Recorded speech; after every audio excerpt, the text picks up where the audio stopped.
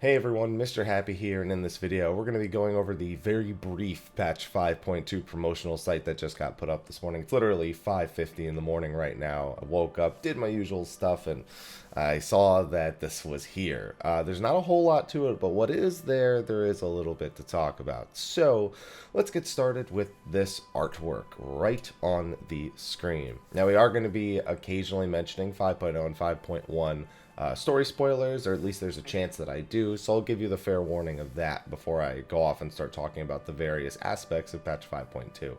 Now, if we were to take this artwork literally, the biggest thing people are probably noticing about it is Dalamud at the top, or trying to figure out if it is Dalamud at all.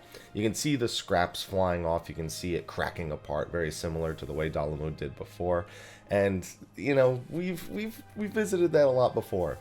So the question then becomes, is there a Dalamud level event coming in Echoes of a Fallen Star? But I have, after so many years, finally decided to not just look at this image literally and think of it as only tying to the main scenario quest. One of the big things with these pieces of artwork is how they play on the title of the patch as well as the content of the patch in very specific ways. So one of the big things about this patch is going to be the visiting to Basra Citadel. Or I guess they're not even so much the visiting as much as dealing with a story around Basra Citadel.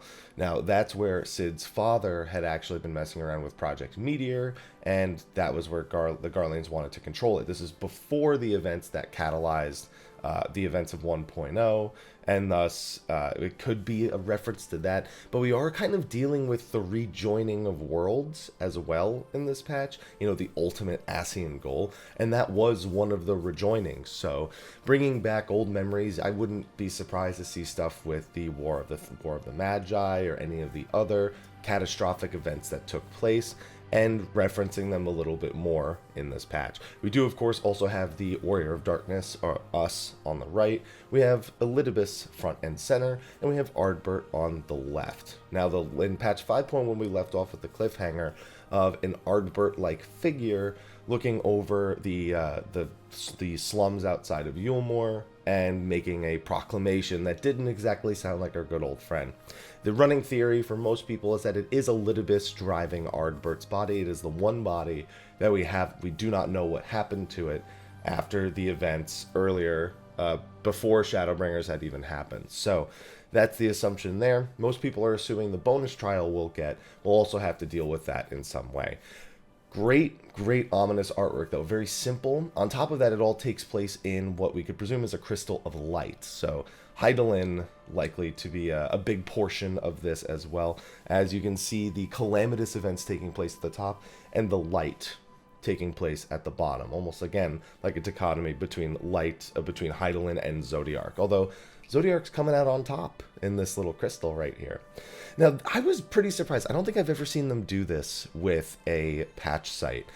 There's nothing here. I checked the press site, there's nothing there. It's literally just a text list of what's happening in 5.2, and this is all stuff we already know from the first live letter. We are still waiting on the scheduling for the second live letter, though. I would wager a guess it would be February 7th or February 8th. Main scenario quest, of course. Eden's Verse raids and the Savage raids, of course. Chronicles of a New Era, the Sorrow of Warlet. If I'm not mistaken, that is the quest series where we are going to be encountering the weapons from Final Fantasy VII. If we skip down one, you can see the trial is called the Cinder Drift.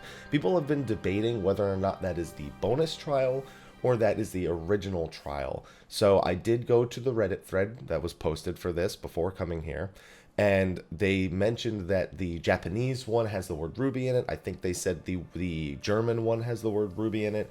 Odds are it's just cinder is red, rubies are red.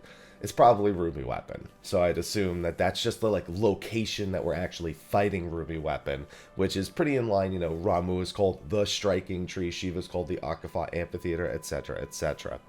Also, the new dungeon, the Anamnesis Anitor.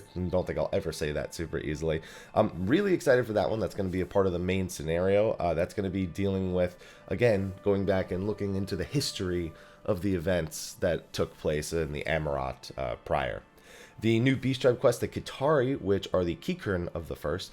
The Resistance Weapon quest. Now, for a second, I had to double take and thought maybe that was the Ruby Weapon quest, but that doesn't make any sense because we know the Sorrow of Warlit is. Those are our new relic weapons. The Resistance Weapon is interesting, as again, we know we are dealing with the remnants of what took place at the Basra Citadel. We know that we are going to be, dealing with a lot of the Hrothgar with this one. So I'm curious as to the naming convention, if there's again another attempt at resistance against the Empire, or if this is more specifically the resistance of the Athardian Hrothgar, or something along those lines. Ishgard Restoration is getting its updates, Crafting Gathering Overhaul. If you missed that, we know they're doing even more to it. One of the things being expert recipes, as well as the ability to predict or to show what your next action and the consequences of it will be. A lot of great information on the last live letter. Would highly advise you taking a look at that.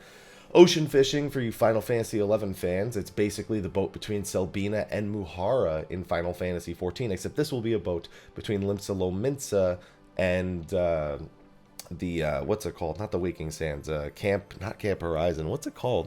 Well, the Waking Sands is the town, but I can't remember, or the Waking Sands is in the town that I'm referring to, but it's just too early in the morning. It's a boat that you can fish on, and everyone collectively helps the overall haul of the fish, so if everyone's working together, everyone will walk away with more rewards, and it'll be fun. New Game Plus updates, things like job quests and whatnot, probably going to start coming to New Game Plus, and we know that patch 5.3 is supposed to have the A Realm Reborn revamp, so we can also expect that in a few months.